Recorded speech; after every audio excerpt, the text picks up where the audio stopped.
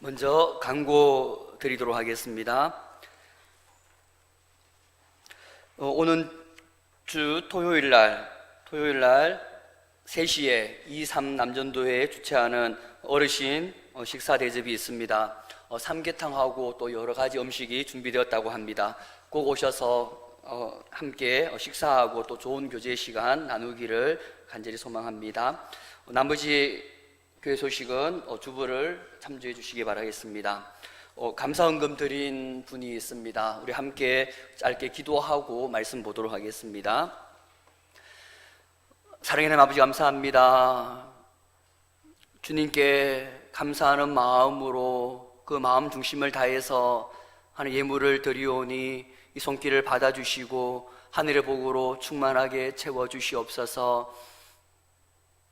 드리는 손길과 또 우리 모두에게 하나님 일주일 동안도 살아갈 수 있는 힘과 능력을 더해 주셔서 늘 주님의 은혜 아래서 늘 주님과 함께 동행하는 그러한 삶 살아갈 수 있도록 역사해 주시옵소서. 이 시간에 말씀을 듣습니다. 이 말씀이 우리 마음판에 새겨지게 하시고 이 말씀대로 우리가 행하며 나아감으로써 정말 하나님의 기쁨이 될 수 있도록 인도하여 주시기를 간절히 소망하오며 이 모든 말씀 살아계신 예수님의 이름으로 기도드립니다. 아멘. 모태신앙이든 아니든 우리가 예수님을 인격적으로 만나기 전에 나의 모습을 생각해 보면 지금 이렇게 하나님을 믿고 있는 것이 참 감사하고 참 은혜스러울 수밖에 없습니다. 우리가 한번 예수님을 믿기 전에 나의 삶이 어떠했는지 한번 자신을 이 시간에 한번 돌아봤으면 좋겠습니다. 저는 예수님을 20대 중반에 다시 믿게 되었습니다. 20대에 딱 들어섰을 때 이제 대학교에 들어가면서 한 가지 생각이 들었습니다. 사회생활을 하기 위해서는 술은 배워야 되지 않겠느냐라는 그러한 생각을 하게 되어서 친구들과 어울리면서 술을 조금씩 배우기 시작했습니다. 근데 몇 개월이 지나니까 갑자기 밥을 먹었는데도 금방 배가 고파지고 또 공복 가운데는 너무나도 속이 쓰리는 것들을 경험하였습니다. 그래서 병원에 가보니까 위가 구멍이 났다면서 위궤양이라고 하면서 많은 약들을 주어서 몇 달 동안 그 약을 먹은 적이 있었습니다. 지금 생각해보면 예수님을 인격적으로 만나기 그 전에는 참 어리석은 시간들을 보냈구나, 참 내 뜻대로 내 생각대로 그렇게 살아갔구나라는 생각들을 하게 됩니다. 오늘 우리가 읽은 사도 바울도 마찬가지로 예수님을 믿기 전에 참 잘못 살았다라고 그렇게 고백하는 모습을 우리가 13절 이하의 말씀을 통해서 알 수 있습니다. 먼저 사도 바울은 자신의 삶을 고백하면서 돌아보면서 예수님을 믿기 전에 유대인으로서 내가 열심을 다해서 살아갔음을 그렇게 고백하면서 자신의 죄를 회개하는 모습을 우리가 볼 수가 있는데 13절 말씀입니다.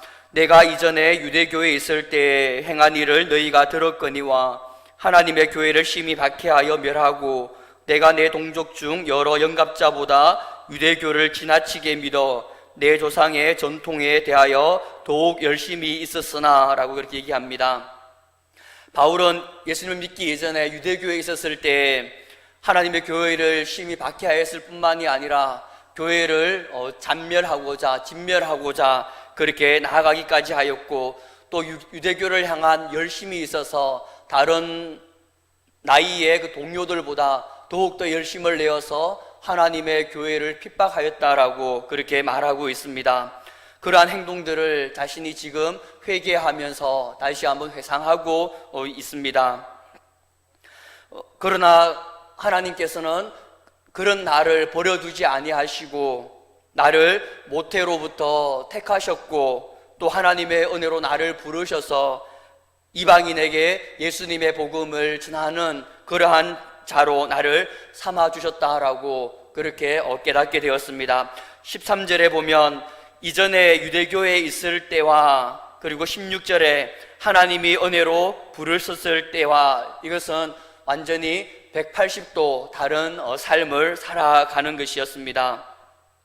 예수님을 믿기 전에는, 유대교회에 있었을 때에는 예수님을 핍박하고 또 박해하고 또 많은 성도들을 감옥에 가두면서 그렇게 살아갔지만, 이제 하나님의 그 은혜로 불을 썼을 때에는 오히려 예수님의 이 십자가의 복음을 담대하게 복음 증거하며 많은 사람들을 하나님께로 인도하는 그러한 삶을 살아갔던 것입니다. 이 사도 바울은 15절에 하나님의 은혜로 나를 부르셨다라고 그렇게 말하고 있습니다. 하나님의 은혜로 값없이 나를 구원해 주셨기 때문에 그 은혜가 참으로 감사하다라고 그렇게 고백하고 있는데, 이것은 바로 우리의 삶과 동일하다는 것을 알게 됩니다. 우리 모든 것이, 우리를 돌아봤을 때 모든 것이 다 하나님의 은혜임을 또 다시 한번 깨닫습니다. 특별히 오늘 이 여전도의 헌신 예배로 드리고 있는데, 이 여전도의 여러분들은 지금까지 많은 또 삶을 살아왔기에 지금까지 자신의 삶을 돌아봤을 때는 나를 구원해 주신 그것이 참 하나님의 은혜였고, 그리고 또한 지금까지 나를 인도하시고 보호해 주신 그것이 또한 하나님께서 나를 끊임없이 사랑하시는 그런 하나님의 손길임을 다 깨달을 것입니다. 특별히 보면 또 15절에 보면 하나님께서는 나를 택하셨다라고, 택정하셨다라고 그렇게 말하는데, 이것은 세상 사람들과 나를 떼어 놓았다라는 그러한 뜻입니다. 세상 사람들과 나를 분리하였다라는 그러한 뜻을 가지고 있는데, 이 하나님께서는 나를 세상 사람들과 구별하셔서 하나님의 자녀로 삼아주셨을 뿐만이 아니라 지금까지 도와주시고 또한 지금까지 인도하여 주신 그 에베네셀의 그 하나님이심을 이 사도 바울이 또한 고백하고 있음을 보게 됩니다. 우리 모두도 이 주님의 구원하심과 그리고 지금까지 나를 지켜주시고 또 인도하여 주신 그 하나님의 손길을 바라보면서 우리가 더욱더 주님을 사랑하고 또 주님을 더욱더 의지하면서 나아가는 그러한 삶을 살아가기를 주님의 이름으로 축복드립니다.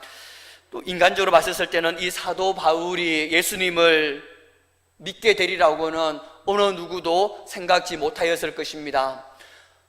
하나님의 교회를 대적하고 또 믿는 자들을 감옥에 가두고 교회들을 잔멸하면서 그렇게 나아간 이 사도 바울이 예수님의 그 십자가의 복음을 전할 것이라고는 어느 누구도 감히 생각하지 못하였을 것입니다. 그렇기 때문에 12제자도 그렇고 예수님을 믿는 많은 성도들도 사도 바울이 예수님을 믿었다고 그렇게 회심했다라고 그렇게 얘기했을 때 감히 거기에 가까이 다가가지 못하였음을 우리가 말씀을 통해서 알 수가 있습니다. 이러한 사도 바울을 하나님께서 하나님의 자녀로 삼아주셨고 또 복음을 전하는 그러한 사람으로, 일꾼으로 불러주셨다고 한다고 하면 어떠한 사람도 하나님의 자녀가 될 수가 있고 어떠한 사람도 하나님께 귀하게 쓰임받을 수 있음을 우리는 알 수가 있습니다. 그러므로 우리들 가운데 믿지 않는 가족들을 위해서 기도하는 그러한 성도들이 있든지 아니면 믿지 않는 그 사람들을 보면서 내가 알고 있는 친한 사람들을 보면서 기도하고 있는 성도들이 있다고 하면 우리가 낙심하지 말고 우리가 좌절하지 말고 끊임없이 기도하면서 나아가야 됨을 오늘 말씀은 교훈하고 있습니다. 하나님께서 이 정말 하나님을 대적한 사도 바울을 하나님의 일꾼으로 그렇게 삼아주셨다고 한다면 우리의 가족들은 물론 우리가 알고 있는 그러한 사람들도 하나님께서 하나님의 자녀로 불러주셔서 또 그들을 보면 우리보다 더 훌륭하게 하나님께 들어 사용하실 거라는 그러한 믿음을 가지고 우리가 전능하신 하나님을 의지하면서 끝까지 그렇게 나아가는 우리 모두가 되기를 간절히 소망합니다. 두 번째로는 우리에게 주는 교훈들은 주님과 독대하는 시간을 가져야 된다는 것입니다. 사도 바울은 다메섹 도상에서 예수님을 만났을 때 가족이나 친척들에게 말하지도 않고 또 예수님에 대해서 잘 알고 있는 사도들에게 찾아가서 내가 예수님을 만났다라고 그렇게 얘기하면서 내가 앞으로 어떻게 해야 되는지 그렇게 묻지 않고 아라비아로 갔다라고 얘기하고 있습니다. 16절에서 17절 말씀을 보면 예수님을 내 속에 나타내시기를 기뻐하셨을 때 내가 곧 혈육과 의논하지 아니하고 또 나보다 먼저 사도된 자들을 만나려고 예루살렘으로 가지 아니하고 아라비아로 갔다가 다시 다메섹으로 돌아갔노라 라고 말씀하고 있습니다. 사도 바울이 유대교를 계속해서 믿었다고 한다고 하면 유대교에 있는 랍비들을 찾아가서 이렇게 묻고 그렇게 하였지만 이제는 예수님을 만난 이후부터는 아무리 뛰어난 선생도 필요 없었고, 그리고 또한 사도들을 찾아가서 도움을 받거나 사도들로부터 인정받을 그러한 필요가 없었습니다. 왜냐하면 주님이 친히 나를 부르셨음을 알고 있고, 또한 주님께서 나에게 친히 가르치시고, 주님께서 또 친히 나에게 말씀하시면서 나를 인도해 주셨기 때문에, 또 나를 사도로 부르셨기 때문에 이제는 사람의 어떤 확인이라든지 어떤 사도들로부터 인정받는 것, 그것은 중요하지 않았습니다. 단지 예수님께서 사도 바울을 부르셨을 때 그때 예루살렘을 떠나서 이방으로 가라라고 했기 때문에 이 사도 바울은 자기 친족들이나 아니면 사도들에게 의논하지 않고 아라비아로 갔다라고 이야기를 합니다. 사도행전 22장 18절에 보면 주께서 말씀하시되 속히 예루살렘에서 나가라. 그들은 내가 내게 대하여 증언하는 말을 듣지 아니하리라 라고 말씀하고 있고, 22장 21절에 보면 나더러 또 이르시되 떠나가라. 내가 너를 멀리 이방인에게로 보내리라 라고 그렇게 말씀하였습니다. 이 사도 바울은 예수님의 말씀대로 예루살렘을 떠나서 아라비아로 갔습니다. 거기서의 3년 동안 머물면서 예수님과 독대하는 시간, 예수님과 혼자서 교제하는 그러한 시간들을 가졌습니다. 이 3년 동안의 이 하나님과의 이 깊은 만남의 이 시간들을 통하여서 자신의 과거를 돌아보면서 자신이 얼마나 죄인이었는지 회개하는 시간을 가졌을 것이고, 그리고 또한 내가 앞으로 어떠한 삶을 살아가야 될 것인지 예수님께서 친히 말씀해 주시는 것들을 깨달아서 이방인의 사도로서 그렇게 담대하게 나아갈 수 있었던 것입니다. 오늘 사도 바울뿐만이 아니라 많은 신실한 그리스도인들도 주님과의 독대하는 시간들을 많이 가졌음을 우리가 말씀을 통해서 아니면 역사의 그 기록을 통해서도 알 수가 있습니다. 세례 요한도 예루살렘 중심에 있지 않고 광야에서 그렇게 살아갔다라고 얘기하고 있습니다. 세상의 그 수많은 소리들과 사람들의 시선과 사람들의 인정을 받으려고 하지 않고 광야에서 주님과 조용히 독대하는 시간을 가짐으로써 자신이 어떠한 존재이고 또한 자신의 사명이 무엇이고 내가 주님을 위해서 어떻게 살아가야 되는지 거기에 대해서 확실하게 알고 있었기 때문에 이 세례 요한은 조금도 흔들리지 않았습니다. 많은 사람들이 자신을 칭송하고 자신이 메시아인 줄 그렇게 착각하였음에도 불구하고 세례 요한은 거기에 대해서 겸손하게 그것들을 부인하면서 나보다 더 높은 이가 내 뒤에 오실 거라라고 그렇게 말씀하는 것들을 우리가 알고 있습니다. 또한 수많은 믿음의 선진들도 주님과의 그 조용한 독대의 시간을 통해서 주님의 음성을 듣고 또 주님의 뜻을 깨달아서 자신의 사명대로 끝까지 나아갔던 것을 우리가 보게 됩니다.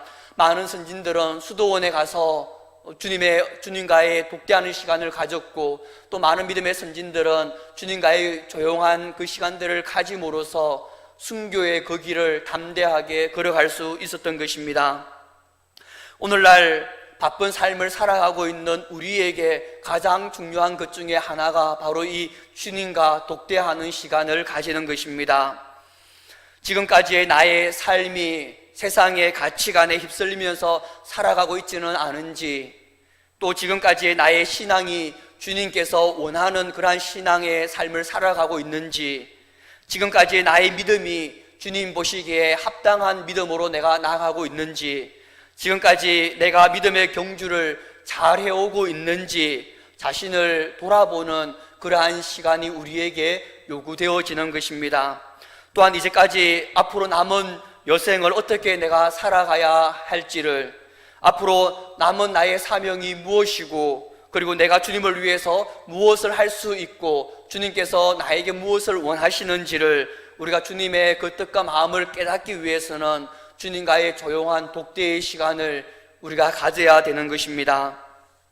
특별히 오늘 헌신 예배를 드리는 이 여전도의 회원 여러분들은 지금까지 가정의 일로 또 자녀들의 일로 많이 힘쓰고 애쓰고 헌신하였음을 압니다. 그리고 또한 이 주님의 피값으로 사실 이 몸된 교회를 세워나가기 위해서 많이 기도하였고 누구보다도 더 많이 헌신하였고 섬겼음을 알고 있습니다. 그렇기 때문에 주님께서 여러분들을 보시면서 참 기쁘다라고 그렇게 얘기하시면서 참 내가 너를 사랑한다라고 그렇게 말하실 것입니다. 그러나 중요한 것은 주님께서 정말 수고했고 정말 기쁘다라고 그렇게 얘기하시겠지만, 그러나 지금 이후의 삶이, 우리는 이제 나이도 많이 들었고 이제는 젊은 사람들에게 우리의 것들을 물려주고 우리는 뒤에서 좀 이제 지켜보자라고 그렇게 한다고 하면 하나님께서는 많이 또 슬퍼하실 것입니다. 왜냐하면 세상의 가치관은 은퇴를 하고 나이가 들면 이제 점점 이제 물러서라라고 그렇게 얘기하지만 하나님의 말씀은 전혀 그렇지가 않습니다. 하나님의 말씀은 네가 끝까지 충성하라라고 말씀하고 있습니다. 내가 너를 부르는 그날까지 흔들리지 말고 끝까지 충성스럽게 나아가라라고 말씀하고 있고, 믿음의 경주를 끝까지 최선을 다해서 달려가라라고 말하고 있습니다. 물론 힘든 일들은 젊은 사람들에게 물려줄 수 있겠지만, 그러나 내가 분명히 지금 살아있는 것은 분명한 사명이 아직 남아있기 때문에 그렇습니다. 그리스도인은 사명에 의해 살고 사명에 의해 죽습니다. 그렇기 때문에 내가 지금 살아있다고 하는 것은, 내가 지금 생명이 있다라고 하는 것은 내게 아직 남은 사명이 있음을 우리가 알 수 있습니다. 그렇기 때문에 다시 한번 주님과의 독대하는 시간을 가짐으로써 정말 주님께서 나에게 무엇을 원하시고 내 힘이 없는 나에게 앞으로 남은 사명이 무엇인지 다시 한번 온전히 깨달아서 끝까지 주님께 충성된 삶, 끝까지 죽도록 충성하는 그러한 삶을 살아가기를 간절히 소망합니다. 그 중에 하나는 아마 기도의 그 삶일 것입니다. 내가 혼자서 기도할 뿐만이 아니라 교회에 와서 함께 모여서 기도하는 그러한 모임, 그것은 정말 하나님께서 기뻐하시고, 하나님께서는 두세 사람이 모인 곳에는 내가 너와 함께 하겠고 네가 무엇이든지 구하면 응답해 주겠다라고 하신 것이 하나님의 말씀입니다. 그만큼 우리가 두세 사람이 모여서 기도하는 것은 하나님께서 정말 우리가 생각하는 그 이상으로 기뻐하시고 또 칭찬하시는 그러한 모습이기 때문에 우리가 다시 한번 나의 사명들을 바라보면서 이 여전도회가 앞으로 어떻게 나아가는 것이 하나님께서 더 기뻐하시고, 또 우리가 하나님 앞에 섰을 때 우리가 좀 더 부끄럽지 않고 더욱더 우리가 담대하게 하나님을 맞이할 수 있을까 생각하면서 더욱더 주님을 위해서 또 더욱더 가정을 위해서 끝까지 충성스럽게 헌신하면서 나아가는 여러분들이, 우리 모두가 되기를 주님의 이름으로 축복합니다. 마지막으로 나로 말미암아 하나님께 영광을 올려드리는 그러한 자가 되길 바랍니다. 과거 하나님의 교회를 박해하였던 이 사도 바울이 지금은 예수 그리스도의 십자가의 복음을 전한다는 그 얘기가 유대교 교회에 들리니까 이 유대교 성도들이 하나님께 영광을 올려드렸다라고 그렇게 말하고 있습니다.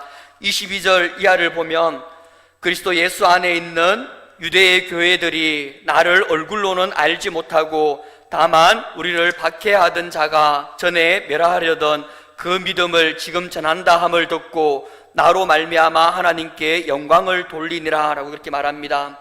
사도 바울이 예수님을 믿고 그의 삶이 180도 변화된 것을 보면서 많은 사람들이 하나님께 영광을 올려드렸다라고 말하고 있습니다. 동일하게 우리가 예수님을 믿고 난 다음에는 우리의 삶이 변화되어야만 됩니다. 우리의 삶이 조금 변화되었다고 하면 앞으로 우리의 삶이 좀 더 변화될 수 있도록, 좀 더 예수 그리스도를 닮아갈 수 있도록 우리가 말씀과 기도 가운데 더욱더 나아감으로 말미암아서 믿지 않는 우리 가족들이, 또 믿지 않는 많은 사람들이 우리를 보면서, 나를 보면서 아, 그리스도인은 참 틀리구나, 참 세상 사람들과 참 구별되구나 라고 그렇게 칭찬하면서 하나님께 영광을 올려드리는 그러한 삶을 살아가기를 소망합니다. 또한 무엇보다도 사도 바울처럼 주님의 십자가의 복음을 담대히 전하는 삶을 살아가길 바랍니다. 오직 생명의 이 복음만이 사람을 살릴 수가 있고, 또 사람을 변화시킬 수가 있고, 이 세상을 변화시킬 수가 있습니다. 사도 바울은 자신을 구원해 주신 그 이유가 이방인들에게 주님의 이 십자가의 복음을 전하는 것임을 믿고 자신의 목숨을 다해서, 자신의 많은 시간과 자신의 많은 열심과 노력과 헌신을 다하여서 십자가의 복음을 전하면서 나아갔습니다. 이것은 복음 전파는 사도 바울뿐만이 아니라 모든 그리스도인들의 그 사명임을 우리는 마태복음 28장을 통하여서, 주님의 마지막 지상 대명령을 통하여서 잘 알 수가 있습니다. 그러므로 우리도 주님 부르시는 그날까지 잃어버린 영혼들을 향한 주님의 마음을 깨달아 우리가 날마다 이 생명의 복음을 증거하는 그러한 삶을 살아가기를 주님의 이름으로 축복합니다. 마지막으로 이 사도 바울은 21절에 이방 땅의 수리아와 또 길리기아에서 복음을 증거하는 그러한 삶을 살아갔는데, 그 소식이 유대의 교회들에게 전해지니까 유대의 교회에 있는 성도들이 기뻐하면서 하나님께 영광을 올려드렸다라고 말하고 있습니다. 사도 바울은 유대 교회의 성도들과 함께 있지 않았지만 멀리 떨어져 있었음에도 불구하고 그리스도의 그 향기가, 그 소식들이 멀리 전해짐으로써 그들이 사도 바울의 그 소식을 들으면서 하나님께 영광을 올려드렸다라고 말하고 있는데, 우리의 믿음이, 우리의 섬김이, 또한 우리의 기도가 이렇게 되기를 소망합니다. 우리의 교회를 위해서 기도하는 것뿐만이 아니라, 가정을 위해서 기도하는 것뿐만이 아니라 그 모 지역을 위해서 우리가 기도하고 섬기고 또 사랑과 은혜를 베풀면서 나아가기를 소망합니다. 뿐만 아니라 우리 교회를 위해, 우리 나라를 위해서 그렇게 기도하며 섬기면서 나아가기를 소망합니다. 그래서 이 나라, 이 민족이 주님의 그러한 나라로 회복되어지고 이 그 못 땅 가운데, 그리고 또 우리나라 가운데 그리스도인이 정말 다르구나라는 것들을 많은 믿지 않는 사람들이 알게 하여서 정말 하나님께 영광을 올려드리는 그러한 삶을 살아가는 자가 되길 원하고, 뿐만 아니라 우리의 기도를 통해서, 우리의 섬김을 통하여서 우리나라가 다시 한번 동방의 예루살렘이 될 수 있도록, 다시 한번 이 나라가 우상을 숭배하는 그러한 나라가 아니라 다시 한번 하나님께서 기뻐하시는 그러한 나라가 될 수 있도록 우리의 작은 섬김을 통해서, 우리의 기도를 통해서 그렇게 변화되는 그러한 삶을 살아가기를 주님의 이름으로 축복합니다. 말씀을 맺겠습니다. 지나온 우리의 과거를 돌아보면 사도 바울처럼 그 모든 것이 다 하나님의 은혜였음을 고백합니다. 믿지 않았을 때는 참 내 중심적으로 살아갔고, 또 하나님을 대적하면서, 하나님을 무시하면서 살아갔는데, 하나님께서 나를 택해 주심으로 말미암아 우리가 하나님의 자녀가 되었고, 그것도 모자라서 지금까지 내 삶을 돌아봤을 때는 그 모든 것이 하나님의 은혜와 인도하심, 하나님의 그 보호하심이었음을 우리가 깨닫게 됩니다. 그 하나님의 은혜를 우리가 마음 깊이 새기면서 우리도 주님을 위하여서 남은 생에 온전히 헌신하면서 그렇게 나아가기를 소망합니다. 사도 바울이 유대교회에 있었을 때 자신의 열심대로 하나님을 섬긴다고 해서 나아가서 하나님을 대적하는, 하나님을 잘못 섬기는 그러한 오류를 범하는 것이 아니라 주님과 조용히 독대하는 시간을 가짐으로써 내가 지금까지의 삶을 돌아보면서 회개할 부분들은 회개하고, 또 내가 앞으로 어떠한 삶을 살아가야 될 것인지 가정을 위해서 내가 어떻게 살아가야 되고, 주님의 피값을 사신 이 몸된 교회를 위해서 내가 어떻게 헌신해야 되고, 또 이 나라 이 민족을 위해서 내가 어떠한 삶을 살아가야 되는지, 하나님께서 나에게 무엇을 원하시는지 온전히 깨달음으로써 우리가 다시 한번 참된 주님의 그리스도인으로서, 주님의 자녀로서 주님의 나라를 위해, 주님의 영광을 위해서 우리가 헌신하면서 그렇게 나아감으로써 주님 부르시는 그날에 우리가 좀 당당하게 주님 앞에 서길 원하고, 또한 주님께서도 우리를 바라보았을 때 착하고 충성된 종아, 네가 끝까지 죽는 날까지 나를 위해서 헌신하고 수고하였기에 내가 참 기쁘다라고 그렇게 칭찬하시는 우리 모두의 삶이 되길 원하고, 특별히 이 여전도의 모든 회원들이 되기를 주님의 이름으로 축복합니다. 기도드리겠습니다. 사랑하는 아버지, 감사합니다. 하나님,